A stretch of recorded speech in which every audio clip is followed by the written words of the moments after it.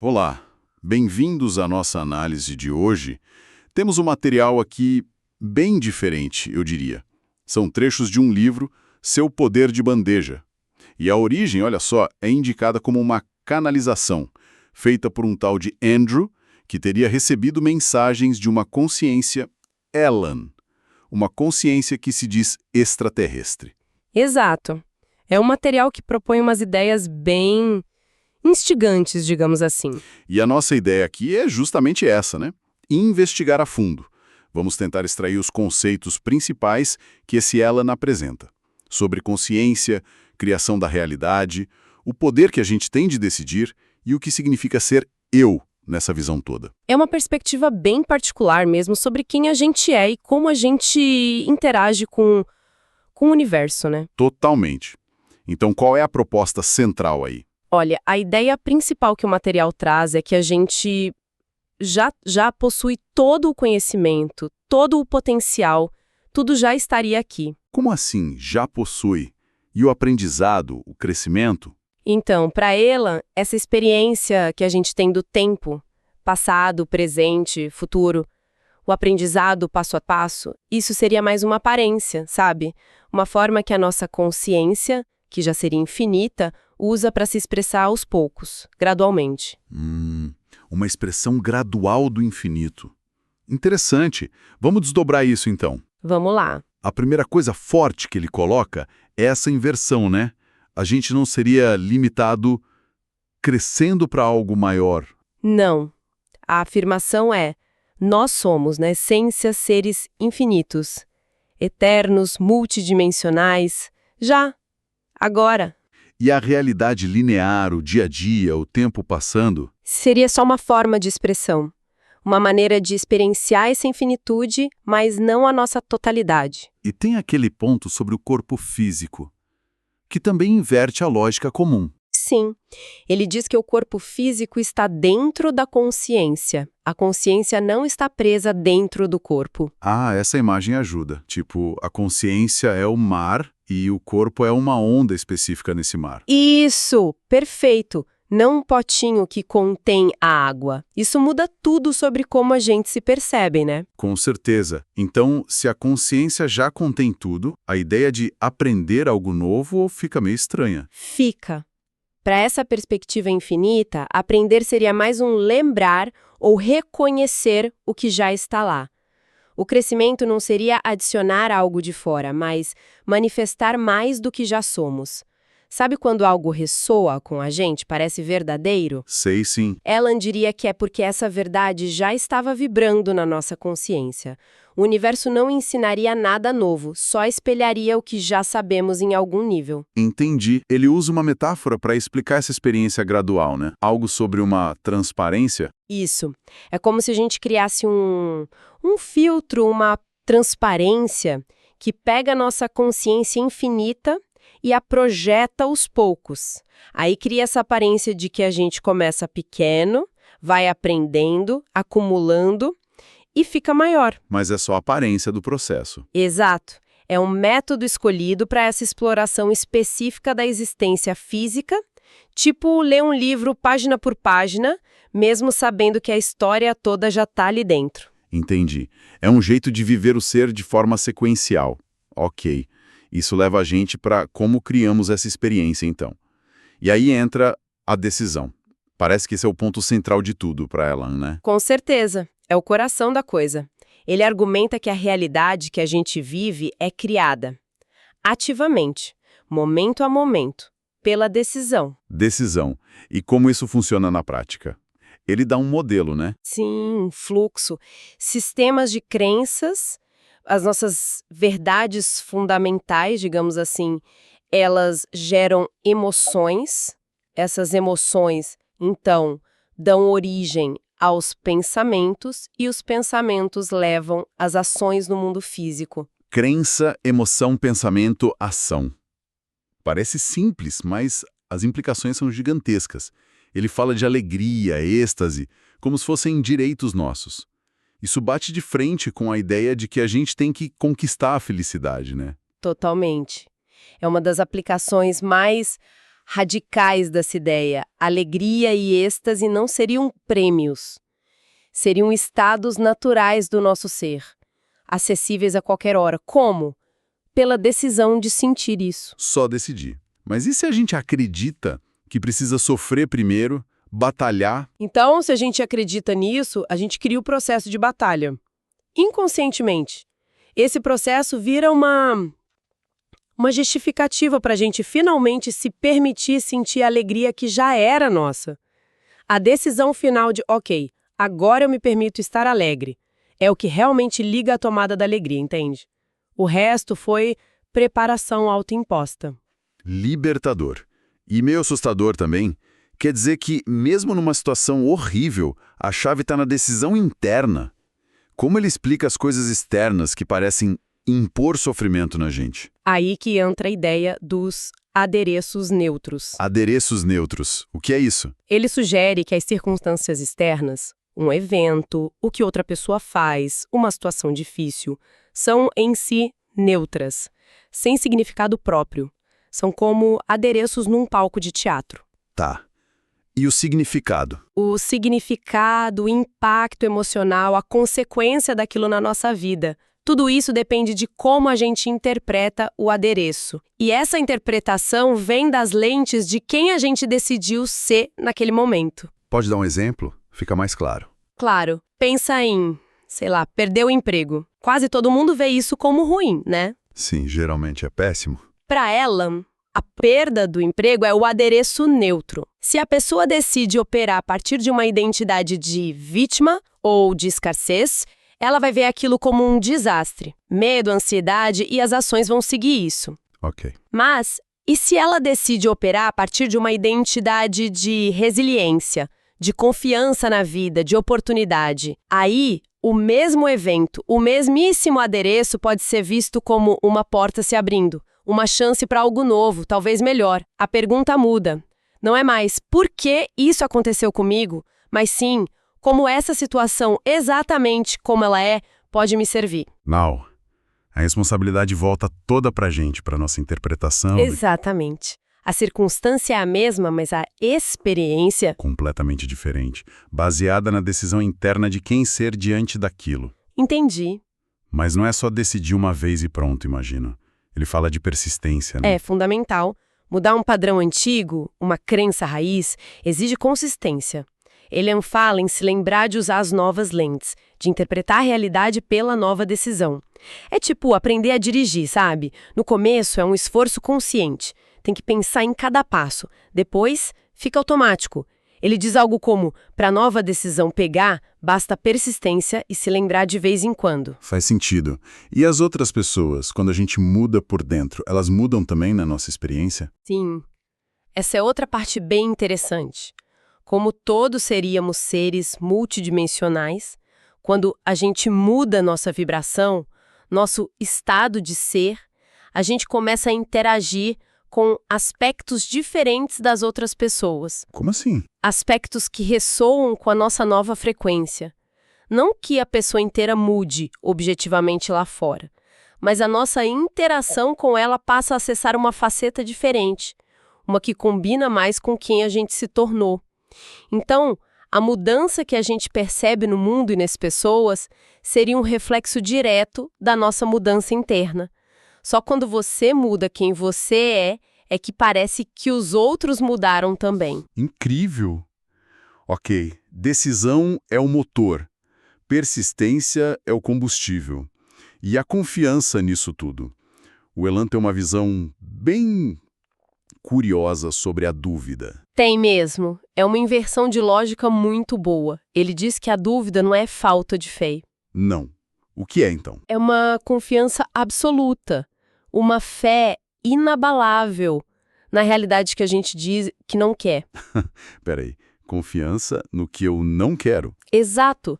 Se você duvida que pode ser feliz, é porque tem 100% de fé na crença de que a felicidade é difícil ou inalcançável para você. A gente está sempre tendo fé em alguma coisa. A Sim. questão é em quê? A proposta é direcionar essa fé para a realidade que a gente escolhe conscientemente. Caramba, isso muda tudo sobre como olhar para a dúvida.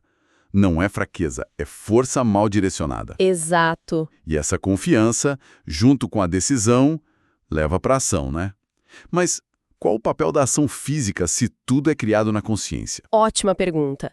É que, embora a criação comece na consciência-decisão, a crença, na nossa experiência aqui, na realidade física, a ação é o veículo, é o que torna a criação visível, palpável. Elan usa uma analogia e diz que a ação é o material de que a realidade física é feita. O material, entendi. Então, decisão, confiança, ação. É o fluxo completo. Isso. A ação que está alinhada com a nova decisão é o que âncora a mudança no nosso mundo. Mas ele diferencia tipos de ação, né? Reação versus resposta consciente. Exatamente. Isso é crucial. A gente pode ter reações automáticas, sabe? Baseadas nos velhos hábitos, crenças antigas, medo, raiva, julgamento. Acontece toda hora. A chave, segundo Elan, é não agir na hora a partir dessa reação. Ele sugere medir e atenuar a resposta. Medir e atenuar, como assim? É tipo, reconhece a reação que veio, sente a raiva, o medo que for, mas pausa. Dá uma respirada antes de agir. Usa essa pausa para se reconectar conscientemente com a decisão de quem você escolhe ser agora. Calmo, confiante, amoroso. E só depois disso, escolhe uma ação que combine com essa nova escolha, em vez de só reagir no piloto automático. Mas e aquelas emoções reativas, tipo raiva, medo? Se a gente não age baseado nelas, elas não ficam presas dentro da gente?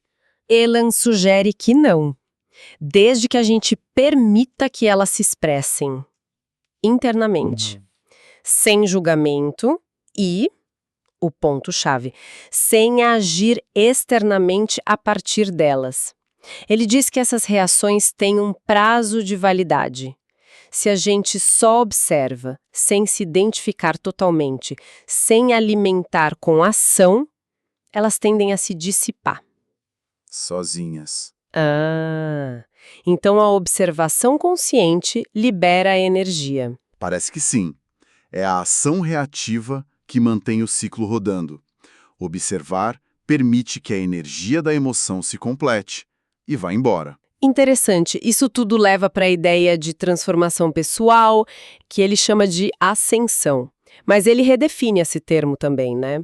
Não é ir para outro lugar. Não. Pelo menos não no contexto que ele aplica para a gente agora. Ascensão para ela seria expressar plenamente, aqui, agora, nessa vida mesmo, a versão preferida da sua própria consciência, com o corpo físico e tudo. É se tornar a sua verdade mais alta aqui na Terra. Entendi. E sobre hierarquias? Mestres, gurus, seres mais evoluídos? Como Elan vê isso? Ele é bem direto nisso. Da perspectiva dele, da comunidade galáctica dele, não existe hierarquia. Zero. O princípio é igualdade total. 100%. Todos os seres são iguais em valor e potencial. Então, nada de mestres e discípulos. Ele questiona essa dinâmica. Sugere que um mestre de verdade, na visão dele, seria o primeiro a apontar e dizer: "Ei, a mestria já está aí dentro de você." Um verdadeiro mestre seria o primeiro a lhe dizer que você mesmo já é um mestre. Reconheceria o mestre em nós. Essa visão igualitária, ela muda como a gente pode ver as profecias antigas também, né? Ele comenta sobre isso. Comenta. Ele contextualiza muitas profecias, principalmente aquelas de catástrofe, fim do mundo, mudanças violentas. Ele sugere que os profetas talvez tenham captado uma energia real de grande mudança planetária, uma transformação forte. Mas eles interpretaram isso com as ferramentas e o vocabulário que tinham na época, que muitas vezes envolviam destruição, julgamento, revolução. Não tinha um conceito de uma mudança interna, de consciência. Exato. Talvez não conseguissem conceber que uma mudança tão grande pudesse acontecer principalmente por dentro, pela transformação da consciência individual e coletiva, de forma menos explosiva externamente. Faz todo sentido. A interpretação é sempre filtrada pela cultura da época. E o Elan, ele fala um pouco sobre a sociedade dele, os Essassani, porque eles interagem com a gente. Ele dá umas pinceladas. Diz que lá eles valorizam o inesperado, acham que isso enriquece a experiência. Talvez diferente de nós, que às vezes resistimos ao que foge do controle. E a interação deles conosco seria uma troca. Uma troca? Como assim? Ao nos observarem e interagirem, mesmo que sutilmente, eles exploram aspectos da consciência que não são comuns para eles, tipo a experiência da limitação, da separação, do esquecimento de quem se é. E, em troca, a perspectiva mais ampla deles, que chega por canalização ou outros meios, pode ajudar a gente no nosso processo de despertar, de lembrar. Entendi. E a canalização seria o jeito preferido deles para esse contato inicial? Por quê? Ele descreve como um método de primeiro contato mais suave, respeitoso, que honra o nosso livre-arbítrio coletivo. Ele diz algo como: o que vocês chamam de fenômeno de canalização é uma maneira maravilhosa de prepararmos o cenário para um possível contato físico eventual. Permite que a ideia da existência deles, as ideias deles, cheguem aos poucos, sem causar um choque cultural gigante, sem forçar uma presença que a humanidade como um todo talvez ainda não tenha convidado.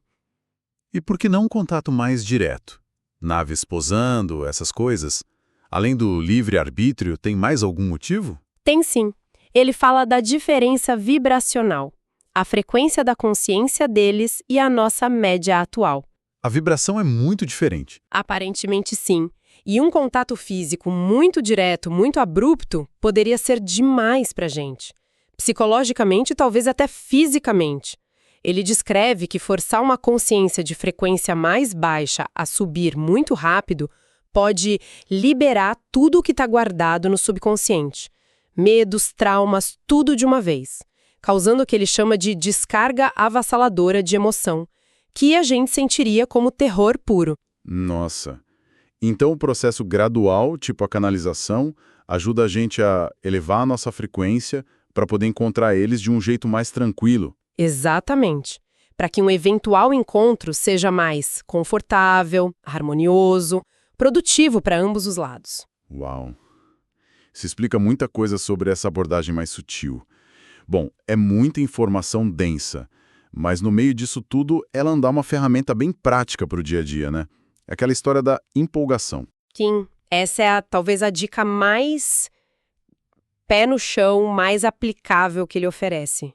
Usar a empolgação, o entusiasmo genuíno como bússola. Bússola. Como funciona? A ideia é: identifica o que mais te empolga agora, nesse momento, dentre as coisas que você pode realmente fazer. E aí, faz isso, mas com integridade. Integridade. O que ele quer dizer com integridade aí?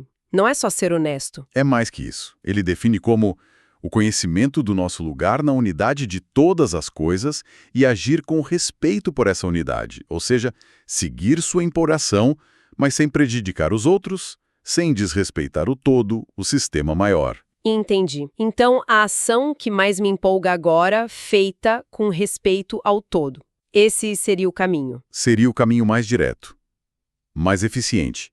E o que mais representa quem você escolheu ser naquele momento. E tem diferença entre a empolgação por um projeto de vida e a empolgação por arrumar a gaveta?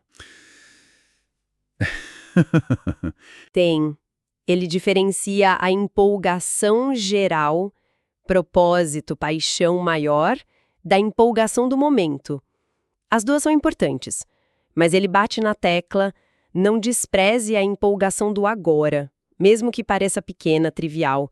Se a coisa mais empolgante que você pode fazer neste instante é dar uma caminhada, organizar algo, ligar para alguém, e dá para fazer com integridade, então essa é a ação mais importante para você agora. Ela te mantém no fluxo, alinhado. E muitas vezes é essa pequena ação que abre a porta para o próximo passo da empolgação maior. Isso tira um peso, né? Não precisar estar sempre focado em algo monumental. Mas e quem não consegue sentir essa empolgação? Quem se sente meio perdido, apático? Ele me fala algo para essas pessoas? Fala sim. Ele dá uma ferramenta que chama de lâmpada mágica. Lâmpada mágica? Tipo Aladim? Tipo isso. É um exercício de imaginação para ajudar a driblar as crenças limitantes que podem estar escondendo a empolgação verdadeira. E como funciona essa lâmpada mágica? A pessoa se pergunta: se eu tivesse essa lâmpada agora, esfregasse, e o gênio me desse um desejo, para ser a pessoa que eu realmente lá no fundo quero ser, quem seria essa pessoa? O que ela estaria fazendo?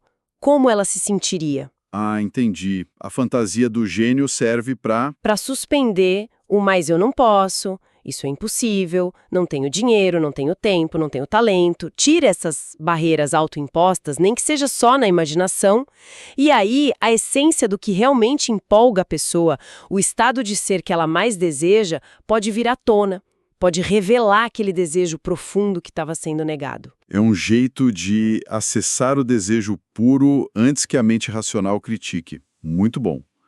Então tá, se a gente junta tudo isso que a gente conversou, qual seria o resumão da ópera, Tchelan? Olha, parece que a mensagem central desse material é um chamado bem radical para a gente reconhecer nosso poder. O poder que a gente já tem como criadores da nossa própria realidade.